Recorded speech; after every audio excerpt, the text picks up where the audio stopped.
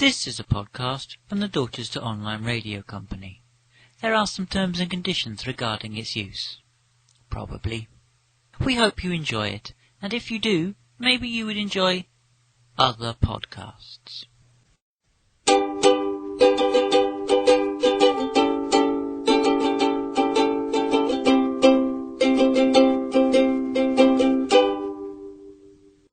Welcome to the Dorchester Online Radio Company. Here we are again. Yes, it's another podcast. Let our cups runneth over with joy. Let it be unbounded.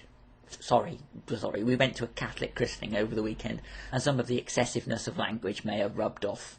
So, what do we have for you this week? Well, it's a very simple show. Dorchester, like many towns, has a ghost walk. Someone guides tourists around various buildings and tells them stories. Ours was recorded for a documentary about some of the town's more eclectic offerings that we put out this week, but we thought you might want to hear just a bit about the ghosts. There are some references during the audio to pictures and to a video. Fear not, we will put them up on the website, www.dorchesteronlineradiocompany.org. I hope you enjoy, the informative ghost talk.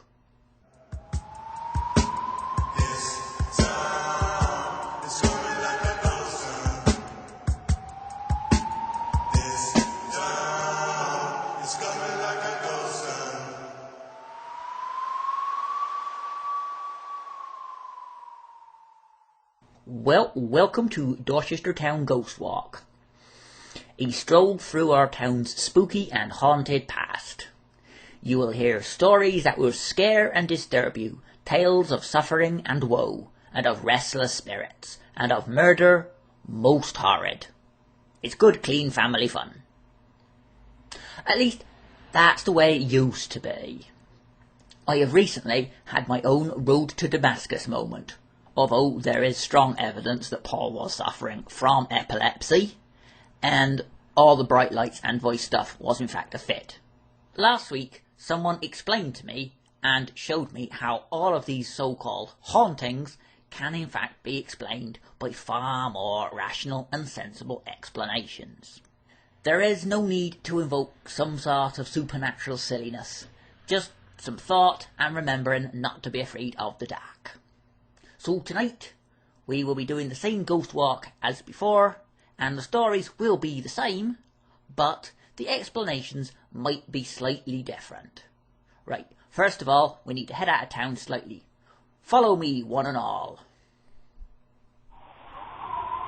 Welcome to the woods, always spooky at night, filled with eerie noises, although most of those turn out to be foxes and owls. In order to evoke this first ghost, you must drive your car into the car park and then turn around, still in the car, and flash your car lights. That is not a euphemism.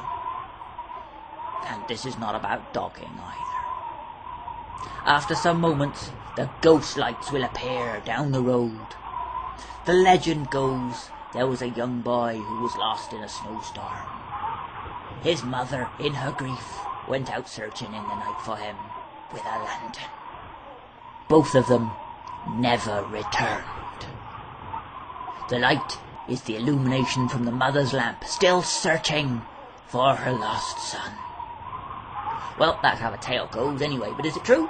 Are the lights ghost lights from a ghost lamp held by a ghost woman? Well, no. Seems they probably aren't. It turns out, with a little investigation and some cunning use of a GPS on an iPhone as well as Google Maps, that the lights that you can see through the woods are in fact coming from cars going down a road that runs parallel to the woods a couple of miles away. This one was solved by students, all very Scooby-Doo. Right, I think it's time we head back into town and indoors, as it's getting a little bit chilly out here. Follow me!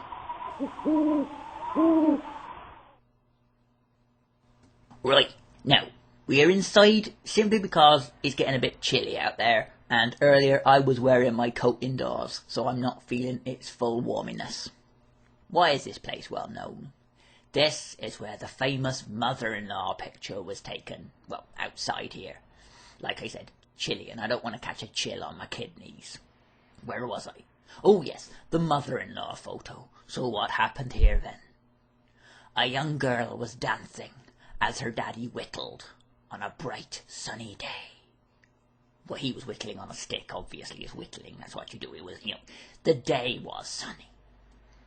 The mother of this little girl and the wife of the whittler, in this case they are the same person, but they don't necessarily have to be, decided to take a picture. A Kodak moment, if you will, except this is not in the 70s, so she took it on her mobile phone.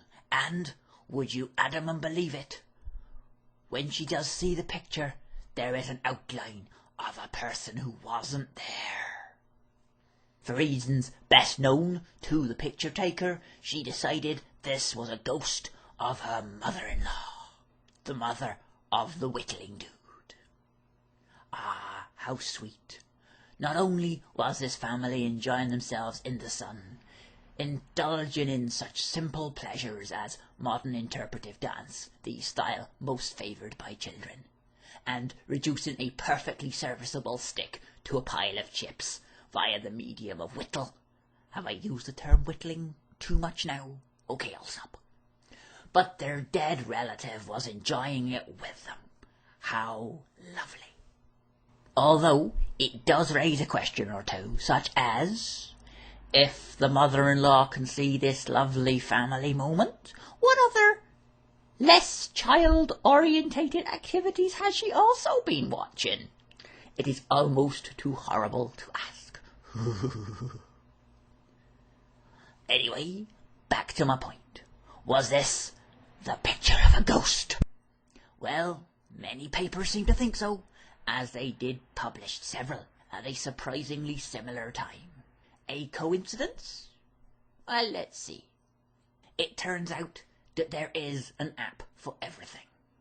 And slipping something that looks like a ghost into a mobile phone picture is very easy with something called Ghost Capture, an app for the iPhone, I believe. The shape that is on the picture is right there on the menu. So much for that then, fake picture. Oh, and that picture that the Sun published of a ghost boy standing behind a gate that looked quite a lot like I photoshopped Anakin Skywalker? That was indeed a photoshopped Anakin Skywalker. Some of you are looking a bit restless now. Just a couple more ghost stories and then we're done. Okay, I admit this might not be entirely what you're expecting, but hey, I've got your money now. So once more, into the breach, dear friends, once more. Hello, I'm Tom Jones, and when I'm not name-dropping terribly on The Voice, did I mention that Elvis said I was the voice of a generation? Or spending time in the valleys, although mostly, to be honest, it's Las Vegas nowadays. I listen to the Dorchester online radio company. It's quite good. Passes the time, really. It's better than talking to Will I Am. To be honest, his name is William. Pretentious little fuck. Why have I brought you to this dusty, large, drafty, poorly lit hall? You are asking to yourself, aren't you? Well, this is supposedly Dorchester's most haunted, large, dusty, drafty, poorly lit hall. How do we know this? Orbs. Orbs? Yes, orbs. Many people have taken pictures here at night and have seen orbs on the resulting image. But what are orbs? Are they spirits? They might be. So, upon seeing these orbs, ghost hunting groups have bought their incredible varied equipment. Infrared thermometers, ghost boxes, EVP meters, motion sensors, barometers, hydrometers, talcum powder, and voice recorders. With all this, they are bound to find the ghost.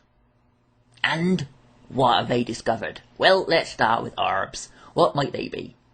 Believers seem to think that they are spirits, but that doesn't seem very likely. What is more likely is that the camera flash reflects off dust or moisture in the air. You can do it at home. Dusty room, dark, camera flash. There you go. It's not very paranormal. But what, you ask, about the cold spots in the room or the voice recordings of ghosts that have been taken? Well, they might be ghosts, although they might also be that your infrared thermometer is taking the temperature of the wall that you're pointing it at rather than the space in front of it, so it seems strangely colder than the rest of the room. Might be that. Just saying. And are those really voices? Humans are hardwired to spot patterns. It's part of our evolution. It's a survival thing.